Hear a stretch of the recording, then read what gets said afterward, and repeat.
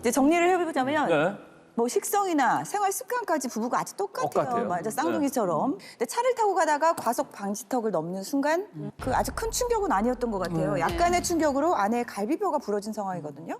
근데 저는 의문이 두 가지가 되는데 첫 번째 의문은 약간의 충격으로 과속 방지턱 넘을 때 갈비뼈가 부러질 수 있는지 그게 첫 번째 의문이고 첫 번째 의문부터 얘기해 주시죠. 아, 네. 네. 얼마든지 네. 부러질 수가 있습니다. 그 이유는 네. 바로 뼈에 구멍이 숭숭 뚫리는 골다공증 때문인데요. 골다공증. 이 골다공증이 있을 때는 네. 살짝 부딪히거나 이 재채기 같은 가벼운 자극만으로도 얼마든지 골절이 발생할 수가 있습니다. 그런데 골다공증일 때 네. 골절 발생이 위험한 이유는 또 따로 있습니다.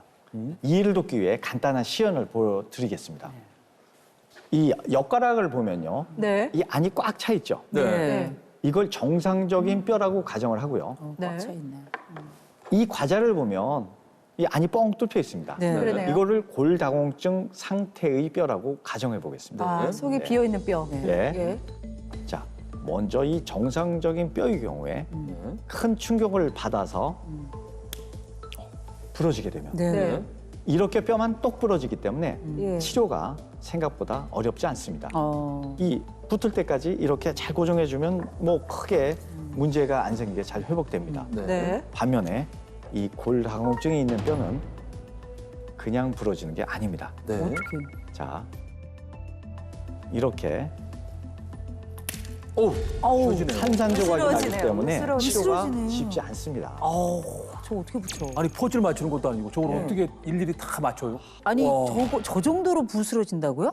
심하면요. 아주 네. 심한 경우. 사실은 저희 이제 친정 아버지가 화장실 다녀오시다가 넘어지셨어요. 그래서 마당에서 넘어지셨는데 여기 이제 고관절, 고관절. 네. 그걸 다치셨어요. 아이고, 아이고. 거기를. 아유. 그래갖고 누우시기 시작하셔서 돌아가시는 것까지 됐어요. 그래서 굉장히 이 골절이 얼마나 무서운가 그거를 제가 정말 느낀 사람이거든요. 네. 와, 근데 뼈가 이렇게까지 바스러진다고 하는 게 맞는 거죠? 그렇죠. 이렇게까지 그러니까. 바스러질 수 있다는 게 무서운 질병이네요. 네. 근데 두 번째 의문. 이게 아까 저 부부를 보니까 동갑 부부에다가 똑같은 생활을 하잖아요. 똑같이 먹고, 똑같이 안 움직이고. 근데 왜 같은 상황에 차 안에 같이 있었는데 아내만 골다공증이 걸린 거죠? 그 이유는 바로 갱년기 여성이기 때문입니다. 갱년기 걸린 것도 억울해 죽겠는데. 갱년기는 정말 중년 여성들의 뼈 건강은 완경 이전과 이후로 나뉜다고 해도 과언이 아닌데요.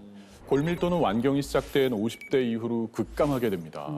실제로 골다공증 진료 인원 중 여자가 무려 네. 93%를 차지하고요. 그중 50대 이상이 96%를 차지하기 때문에 갱년기가 시작되는 중년 여성분들은 네. 골다공증 관리가 필수라고 할 수 있습니다.